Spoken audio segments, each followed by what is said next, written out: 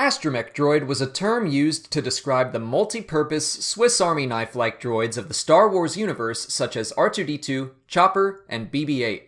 In Legends, Industrial Automaton's R-series Astromech droids were the most famous, and in this video we'll be covering all 9 in the series. But before we dive into the R-series, let's see their origins in the P-series. The P2 was Industrial Automaton's first attempt at an astromech. It resembled the R2 in appearance, but under the hood was far inferior. They were known to be glitchy, clumsy, and slow to learn. The R1 series was a vast improvement. Despite looking very different, their software upgrades allowed them to be compatible with over 500 ships, and they were able to make the required calculations for light speed travel. They were also known for introducing binary as the standard droid language. Due to their size, they were mostly regulated to capital ships.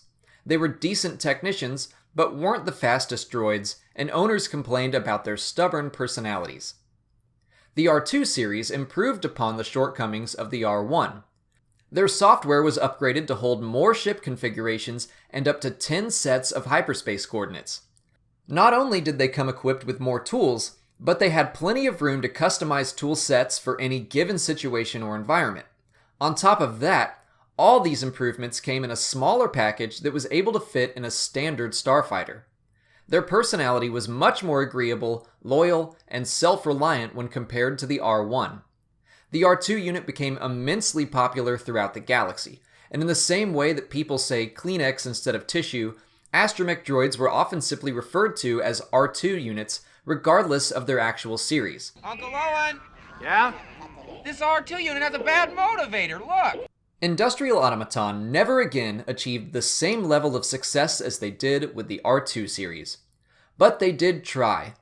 The R3 series was visually nearly identical to the R2 series, except for having a clear dome. They were built specifically for military and government use, and therefore didn't appeal to a very broad market. They were largely used in capital ships and space stations. As such, their personalities were friendly and accommodating to large crews. The R4 series was Industrial Automaton's attempt to find a larger market. Many of the R2 unit's specializations were removed to make it more widely affordable. Rather than targeting spacefaring ships, they were designed to assist with maintenance and anti-grav vehicles like land speeders. They were built to be more durable, which Jedi actually found to be a distinct advantage. Many Jedi modified R4 bodies to be outfitted with R2 heads capable of hyperspace calculations. The R5 series continued the trend of eliminating functionality to lower price. This decision led to one of the worst astromechs on the market, plagued with malfunctions like bad motivators and a bad-tempered personality. The R6 was a step back in the right direction, and an attempt to repair Industrial Automaton's reputation after the disastrous R5. Released after the Battle of Endor, it added back many of the features of the R2 series and even improved upon some systems. Their price tag was less than the R2's upon original release, and the model was a success. The R7 series was specifically designed with the new E-Wing starfighter in mind. In fact, they required modification to be used in any other starfighter. They could hold up to 15 hyperspace coordinates and were even resistant to ion blasts. Unfortunately, the E-Wing never gained the expected widespread use, and neither did the R7. So the R8 rectified the problem by allowing for use among more starfighters without the need for modification. They swapped their sensor eye for a dish, and were as versatile, if not more so, than the R2. They were highly successful and customizable for almost any situation. The final model was the R9.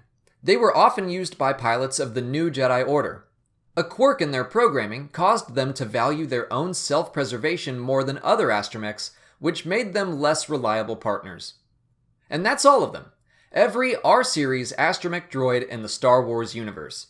To be clear, just about all of this information is from Legends sources. If you liked this video, you might like some of the other comprehensive videos I've listed here. And if you haven't already, please subscribe, like the video, comment, and all that good stuff. As always, thank you for watching, and may the Force be with you.